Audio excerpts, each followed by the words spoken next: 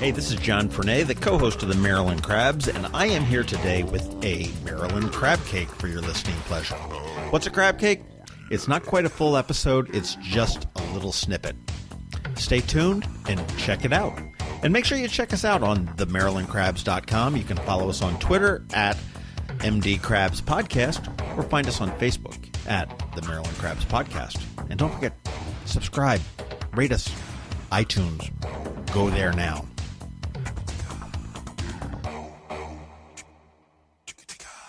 You can always tell when it's the harbinger of fall when the seafood festival rolls around. And thank God it's been around for 51 years now. I know. Can you believe it, John? 51 years. Neither one of us look that old. That's true. That is true. We're here at City Dock Coffee with Brendan Curley, who is the producer. Is that the word, or the I guess, or I pick up the fool. I pick up a lot of trash, and I move a lot of tables and chairs, so certainly help out the best I can. Well, you are the producer, if you will, of the 51st annual Maryland Seafood Festival, which is going to be held at Sandy Point Park on September 8th and 9th. Typically, the first harbinger of fall is Labor Day. Yep. And the second one is this event that's been going on forever, and it's really a fantastic event. I do encourage anybody, first off, if you've never been to it, you need to go to it.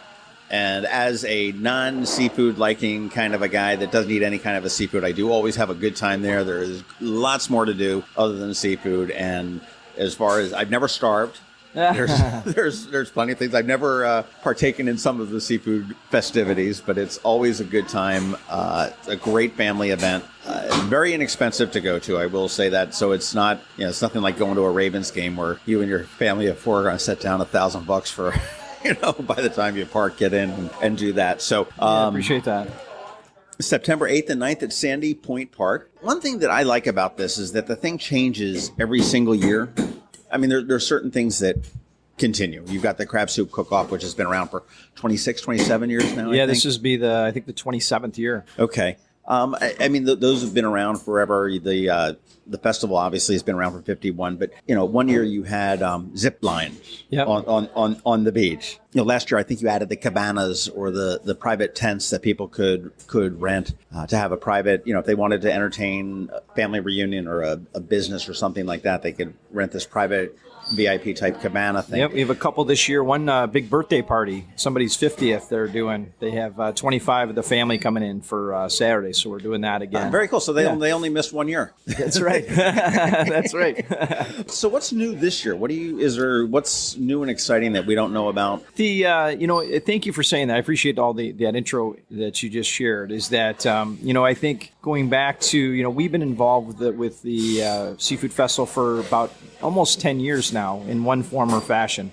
So not since the beginning. Right. But, it's got a rich history, with the Clam Fest down at City Dock, and then eventually outgrew City Dock, and then moving it to Sandy Point where it's been for 30 years. So a lot of history with this space. And certainly last year with our 50th, we tried to really create some sizzle around some of the events that we had. And you did.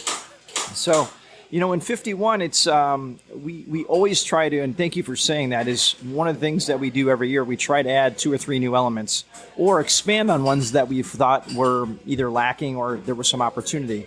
So one of the things that we're doing this year is we're going to have the biggest kids area we've ever had. We're going to have, I think, 10 different areas for them to explore through jumping or through competition or through rides. So we've never had that many things for kids to do, and not just kids that are 5 and under, but kids that are middle school age. So one of the things we do with our pricing, as you alluded to, is that it's an inexpensive day. So 12 and under are free. So if you have a family of 5 that the parents pay, but the kids are free. So it's a nice thing in that regard. So we're trying to increase more things for them to do while they're there. So has that been a problem in the past? I mean, I took my kids there when they were younger, and I never was lacking for something to do. I mean, it was usually up against that one building and wrapped around it with the bouncies or the climby things. And I think though we're our own worst critic. We take the feedback we get from our patrons every year very seriously, and I think that sometimes we feel like we do a really good job with the young kids, but we don't do quite as well with the middle school age. And as my kids get to that age, we certainly, are more, it's more in your face of one things that they'd be looking for. So we're trying to encourage them and try to create some programming around that level. You need to hire one for your board. I really do. To tell your kid, hey, tell your dad you need some money. They certainly know that.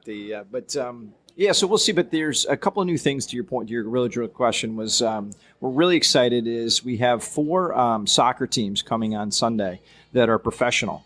And they're going to have a round-robin tournament. So we have a local team in Annapolis, one in Baltimore, one on the Eastern Shore, and one in Pittsburgh that are going to come and play. Okay, so they're professional... Professional soccer. So the Baltimore Knights, you might have heard of them. Yeah, they're a new team this year. They or last year. They're really exciting to watch. Good young people trying to make it, and certainly we appreciate that. And their season's just getting started the weekend after the Seafood Festival, so they're going to do a sand soccer, a pretty hardcore tournament on Sunday with the 4 teams. So you're going to be able to see some of the best young athletes around in soccer play on the beach. These professional athletes, I mean, this, and I'm not up on my soccer or football, depending on which side of the pond you're on, but I mean, these guys are, the next step for them would be like the Baltimore Blast. Is that, or is that? That would be the next step up. Yeah. Okay.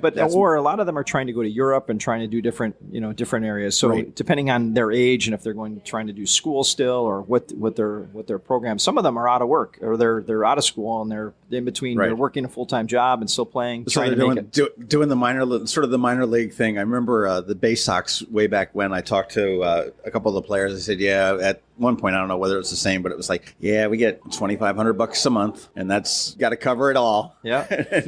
Well, I played hockey in the same scenario down in Norfolk, Virginia for a couple of years. And then the same thing. I think the first year I made $350 a week.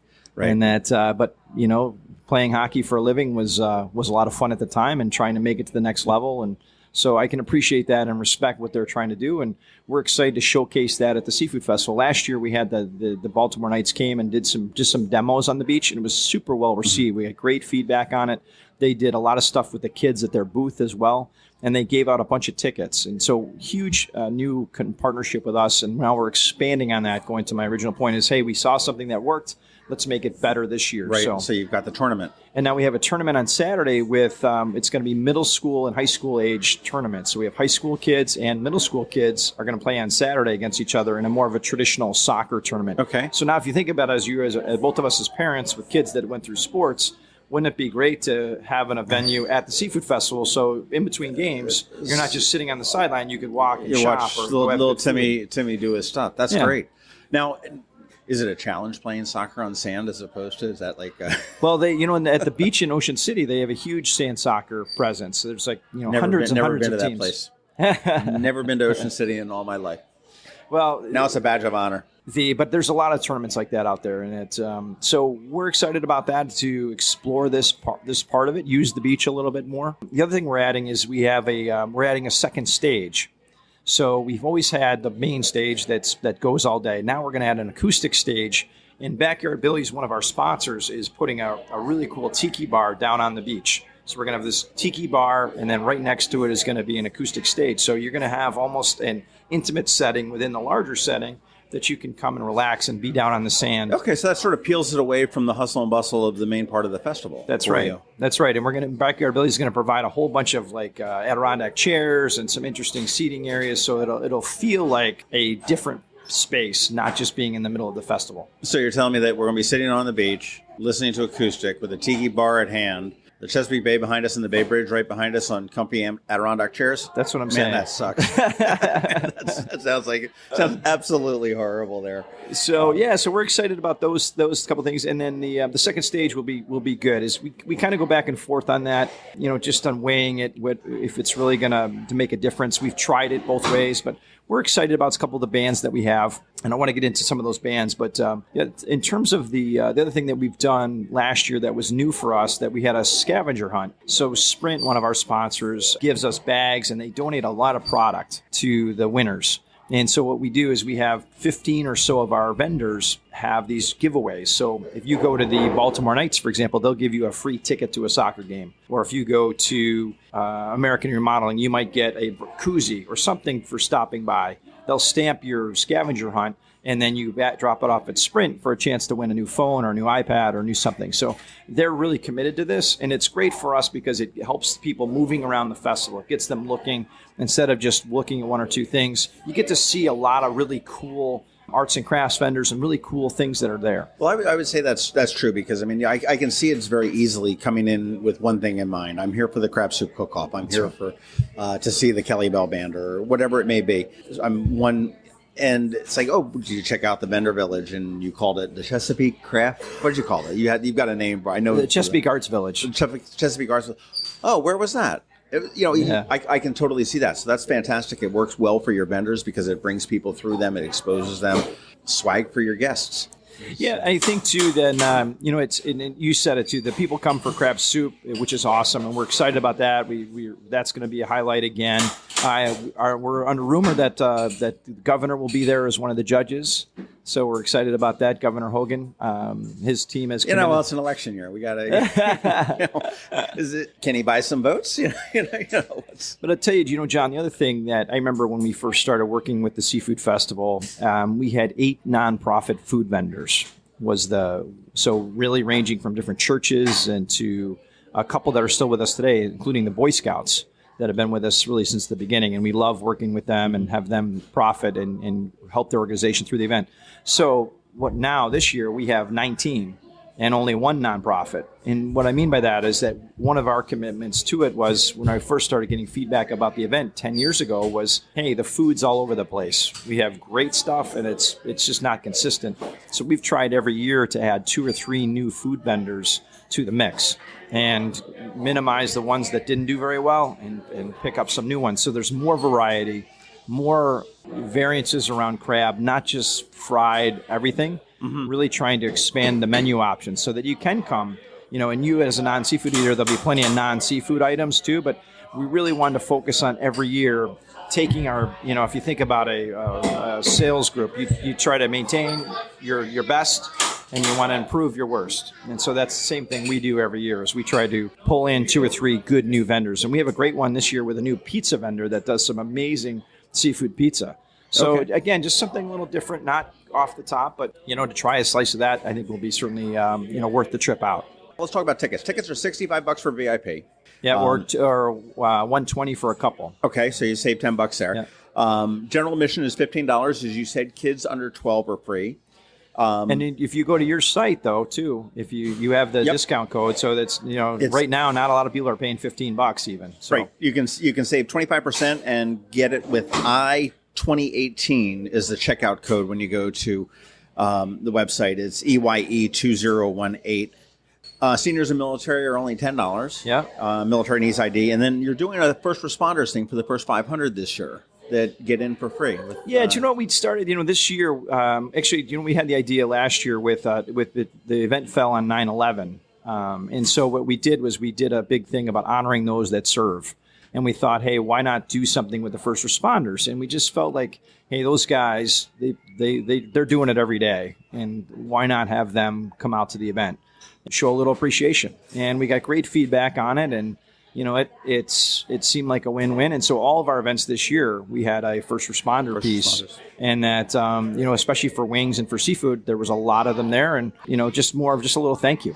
Well, that's, one more of the ways, a subtle way that the ABC events, which is the corporate name of the Maryland Seafood Festival, is giving back to the community for sure. The additional things that you may have to spend for when you get there is $10 for the crab soup cook-off. Yep, and that gives you unlimited tastings. Yeah, we've talked about changing the format to make it easier to flow, but at the end of the day, it's worked well for 27 some years, and so it's $10 and then all you can sample. We don't throw you out. You can stay in there for 3 hours if you have to. Well, I'm looking at the brochure for the crab soup cook-off, and it says that each vendor needs to bring like 8 gallons of soup. So that could be an awful lot of crab soup somebody could consume if they can get That's right, yeah. So they work the line well. We asked them to do that, and I'll tell you, it's funny is some of them take it so seriously. Like I think, our friend Joe from Stan and Joe's. No, I don't know that guy. Nobody knows that guy. He's out as a front man and kind of being the showman to help bring it in, and they've won the last 2 years with some of their soups, and it really they take that the pride of that right back to the restaurant. And No, I they think really that do. we have some people that have been with us for 20-some years in this event. And, and every year we add several new soups to try. And we also add not just the cream, but also an alternative. So some new things for you to try. Right. Well, that's basically it's the admission. And if you want to participate in the crab soup cook-off, it's an extra $10. Yep. Other than that, everything, obviously, the stuff you buy or consume is yours, but on you. But everything else is free. The entertainment. That's right. Yeah, the soccer games. The soccer stuff. And then we have the pogo stick guys, which we love. Oh, they're back again, the expo. Yeah, I'd say we had a bike group a couple of years that got good feedback, but nobody has given us the good feedback like the pogo. Like, people love the pogo stickers. Yeah. Last year they jumped over a car. This year I can't tell you what they're going to do yet, but they add some new twists to their act every year. Can you not tell me or won't tell me? I don't want to tell you. I want to make it as a surprise, So but you won't tell me. Okay, that's fine. They do some neat stuff every year, and I think that again, we try to for your $15 give you a good value between the bands and the entertainment stuff that are there. Also, too, free chef demos. So we have chef demos every hour and a half so that you can go try. So what's in a chef demo? So we have chefs from all over the area. So some from D.C., Baltimore, Annapolis, where they come out and provide 100 free samples to the first 100 people that sit down in the seats. They'll show you how to make a specific dish, and then they'll let you try it.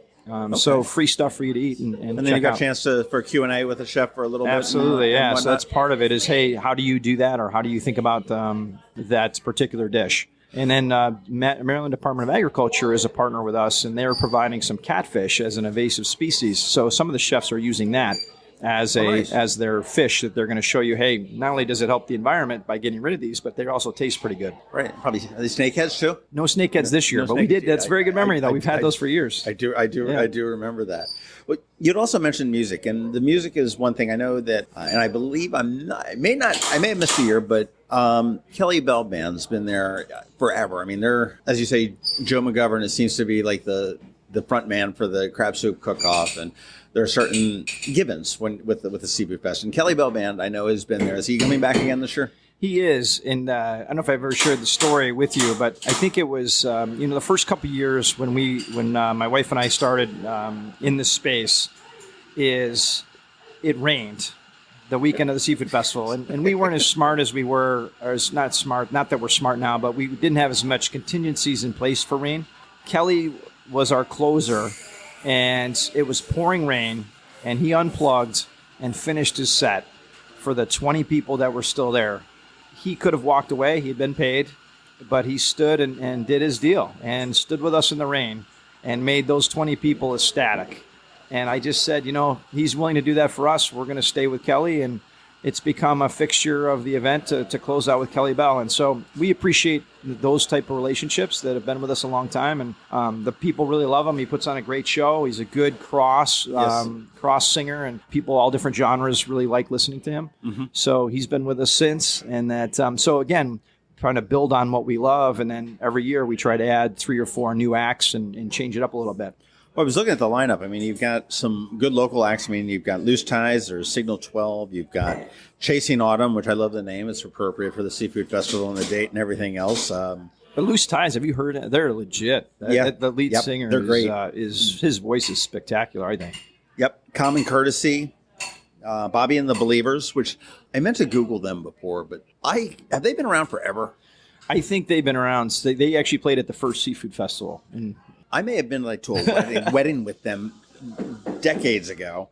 Obviously, the Kelly Bell Band. You've got 3-day weekend, but to close out on Saturday night, you've got a Journey Band. Yeah, so we had at the Wings, we had a Bon Jovi cover band that was really well received. Got great feedback from our crowd on that, and we were chatting with him after. And he's like, one of the best bands we've ever heard is this Journey Band. So they connected us with this Journey Band, and we've heard a bunch of tapes and love them. And so they're going to close out the show on Saturday night. And then so picture this, you painted the picture of sitting on the bay. Now, Saturday night, come listen, have dinner, and then listen to an amazing Journey Band, and then watch the fireworks. So we're going to have the fireworks again. And for those of you that didn't see the fireworks last year, it was an amazing show. And we bought the same exact show for this year. That was spectacular. The Sandy Point Park and where you set up with the Bay Bridge in the background and the 3 events that I always think of are the Chesapeake Bay Blues Festival, the Polar Bear Plunge, yep, and the the seafood festival. And there's always, I mean, if you're a photographer, the scenery is unbelievable. And to see the fireworks going off with that backdrop is phenomenal. And that was a significant show. That wasn't that next door neighbor shooting off the bottle rockets in the cul-de-sac behind you either. Yeah, it was great. And we like I said, we bought the same exact show that we had last year. So it's 20 minutes of power. We didn't want to have it 30. We wanted to have it 20 of things happening. And hopefully the weather will be good to us again. But yeah, it's a great venue to sit. And I just thought, sitting there with my kids, I was like, gosh, this is amazing. And I was like, gosh, this is what we try to do when we put on our events, is say, do something that you can be proud of, or you want to have your family and friends there. Just to encourage you to think about that for a Saturday night. I will say, I know last year after the 50th anniversary, it was people were talking about it. I mean, it wasn't, okay, we went and time to go to school, Timmy. It was, they were talking about it for a while, and people do look forward to this year after year after year. There are contests. You've got, I see you've got a crab cake eating contest, which I will not be entering this year, but that's, bring me a cheesesteak contest and I'll be there. But is there a cost to join that or do that? No, just we take the first, I think we do it twice a day, and it's I think it's the first 8 or 10 people who sign up. But yeah, there's no cost to any of that stuff. Just bring an appetite and... Yeah, and then the other thing is you get to take them with you. We don't take them back if you don't eat them all. So it's that's true. So some people seem to one person ate one and then took the rest home last year. But are they like it's on rolls and stuff, or are they just a plain crab cake? So it's grab your hand and jam it in your face or anything like that. Again, you've got the Chesapeake Village shopping area. You've got So another good thing is we have some new folks helping us with that, and we have over 50 some arts and crafters. And we're trying to, again, add really cool new ones and eliminate some of the stuff that's redundant. Sure. So every year we try to get a little better with that stuff. It's never going to happen overnight, but if we can add 5 or 6 new vendors each year that have something neat to share. Well, I know I've bought some Christmas gifts at that event, which is unusual for me just because I don't usually think about Christmas until Christmas Eve. But it was like, he might like that for Christmas, and I'll, pick up something there. It's fairly inexpensive, but there's a lot of unique stuff that's there as well. And I think, too, the other thing we have is the sports bars back. So as you and I were talking before, it was so we have Navy football that weekend, so you can watch that game if you want to be out at the beach and watching that. And then also on Sunday, the Ravens play against my Buffalo Bills in that. So we'll have that game and the other game going on if whatever other game the team that we watch. But we'll have plenty of TVs going, so you can come on out, watch whatever your favorite team is, and go from there. If it's ungodly hot, there is some shade. Try to always have plenty of shade. And then I think we're going to open up that area in the front where there's a lot of those trees. Do you remember where the jumping toys have been in the past? Yes. They're going to open that up and make that more of a seating area because it's got all that natural shade. And create another little environment that's quiet and where you can get some time to yourself. Very nice. Very nice. And I guess the last thing I got is getting there. And as far as parking goes, you can pay to park on Sandy Point Park, and that's $10 to park. Yeah, and that goes to the park. I want to be clear. The park charges us for that, so we just pass that along. And what that allows us to do is so what's happened in the old days is that the park would sell out, and then you'd be stuck. You'd come to the park first, and then you'd go. The park is open to the public. It is on the day. So you've got beachgoers that are at the other end of the beach, and picnickers and everything else that are having. That's right. So we buy the spots. So if you buy the spots online, then you guarantee yourself a spot, and then you could still come in and pay. You pay more if you pay at the gate because they typically charge $5 or $6 per person. Okay. This is a flat fee of $10, which the park is gracious. We're super appreciative that they allow us to do that. Okay, so the $10 will get me in the park and into my parking space. Into your parking space, guaranteed on site. Purchased in advance. Otherwise, I need to pay. Or you can go to pay $5, and then there's all sorts of deals that are out there with our system for parking at Anne Arundel Community College. When we have a shuttle that goes every 5-6 minutes. Now, I've done that before. I parked at the community college, and you think, oh my gosh, it's so far away. You don't realize. Look at a map and the back roads. I mean, you come right down College Parkway, and it's maybe like an 8-minute. Yeah, we talk about it being like 10 minutes, and then the other thing is there's a lane specifically for the buses that we keep open, so that they don't wait in line any time to come or go. So it's not bad. It's kind of one of those. What are you going to do? It's the most convenient space for us. Because we didn't want to have it use the stadium or use other areas where people coming from the Eastern Shore, people coming from right around the park to go further away from home and then come back. And past the event and to come back with so that much. Logistically, it works pretty well. We've used lots A and B there for the last 5 or 6 years, so we feel like people are starting to get where easier, how easy it is to park there and get in and then get out. It really is. And then you guys do a good job with the buses because they, this is awesome because every podcast we do, it's usually my phone that goes off. So this is great. It's just keeping up the tradition. Somebody's phone is going to chime in with a chime or something like that. But yeah, no, it is very easy to get there. You park at the community college. You hop on the school bus that's right there. 8 minutes later, they're dropping you off, not in a parking lot far away. You're right there at the gate. Show them your ticket, walk in, and start to have a great day. Yeah, and the thing too, we have I think 20 beers from Buck. Okay. That will be there. We have our beer and oyster bar. That's ought to be awesome. I just want to mention that because we have 5 new oyster groups that are going to be there. So last year I think we had 2, and they had some significant lines, and now we have 5. And we're complementing that with a bunch of really great beers from Buck Distributing. A lot of local beers like Flying Dog and Heavy Seas and those guys, as well as your traditional Leinenkugel, Summer Shandy. Right.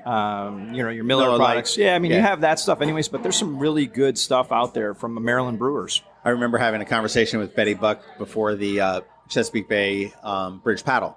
Yeah. And she was saying, yeah, she's kind of a Miller Lite girl. and it was funny. And not that she just sells it, but that's what she, it's a good beer. I call like the Miller Lights is like the McDonald's of the beer. I mean, no matter where you go in the world, you get it. It's there. It's solid. It's, But I'll tell you that Summer Shandy, ever since I'd never had one, and then we started working with them for the Bay Bridge Paddle, and that since then I love it. We have a lot of it in the summertime. Have you tried some of their other flavors? I like the grapefruit a lot. Yeah, it's really nice because it's not too sweet. I think some of them are really a lot of the big brewers are doing the flavored beers now, but that grapefruit I really like because it's really refreshing. I bought in. Here's a new word. I have purchased several of the Leinenkugel variety packs. Oh, okay. That have, I think it's got like 18 cans in it or something like that, and it might have, a number of the Summer Shandy and then the grapefruit. I think there's an orange. Orange, yep. I'm trying to remember what other flavor there was. I don't know if there was a strawberry or not, but there was definitely orange. I know, but it was watermelon. Yeah, they've got watermelon, which I don't really care for, but it's they do make a good beer. Yeah, and they're like Milwaukee or something. Yeah. And it's like Leinenkugel. They're the German beer. No. But there's a ton. We'll have a ton from Heavy Seas and the local brews, Duclaw, Flying Dog.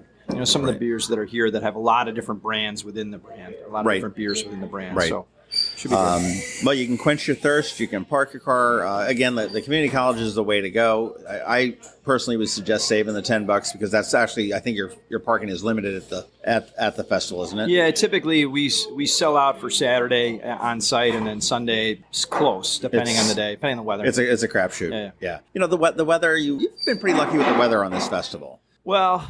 We felt but when like we felt like we earned it. We had a couple of years of torrential rain, and then we had a tornado one year, and then we've had. It seems like every year we have a partial day that's a little bit off, but for the most part, we've been lucky. I'm knocking on wood. I want to be clear that we could use good weather, but at the end of the day, we're set up for for shade, as you pointed out, with the heat. You get great breezes off the bay if it's warm, and then if it is wet, it's wet for a short time. Even a rainy or a cloudy day at the beach, at Sandy Point Park, at the 51st Annual Maryland Seafood Festival is a good day. For sure. So save your dates. They are September 8th and 9th. What are your hours? Your hours are 10 to 9 on Saturday, 10 to 7 on Sunday. Okay. Fireworks on a Saturday night. Yep. Kelly Bell closes out on Sunday. Scarab, which is the Journey cover band, that's going to close out on Friday underneath the Saturday night. Saturday night, which is going to don't go Friday night. Don't go Friday night, and save 25%. And you can I'll put a link in the show notes here, but I2018, and that's EYE. You can go to MarylandSeafoodFestival.com. Put the code in there, save 25%. And also check out our Facebook and Twitter pages, which is All Annapolis or Eye on Annapolis, because Brendan was so generous. He gave us 2 tickets a day to give out, and I'm trying to be fastidious and be on time and do that each day, but sometimes I don't, but then I double up when I realize I missed a day. So we do have a lot of tickets to give away to the Seafood Festival. If you've never been, try hard to get them and get there and go. If you've never been and you don't win any, go buy them. I mean, it's $15 for an adult, and it's well worth your time. It's a beautiful day at Sandy Point State Park, and he's bringing it again for the 51st year. Thanks very much. Yeah, appreciate you having me. Thanks a lot, John. This has been the Maryland Crabs podcast with Tim Hamilton and John Fernay. Sure to follow them at all the regular places: Facebook, Twitter, YouTube, and online at themarylandcrabs.com. Take a moment to rate us on iTunes. Now, get the hell out of my kitchen. Seriously, go! You're still here? It's over. Go home.